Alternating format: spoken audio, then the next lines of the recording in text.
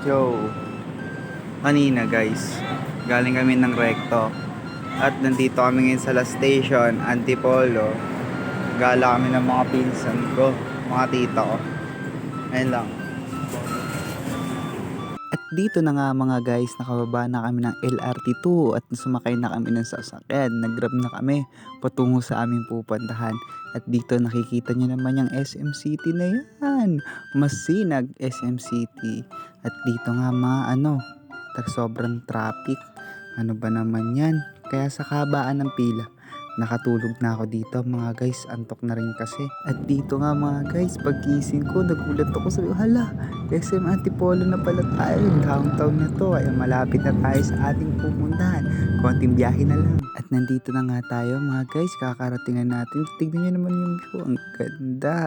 Eto yon mga guys, gusto nyo pumunta dito yan sa Coffee Florentine. Hanggang dito na lang tayo mga guys, salamat sa panonood.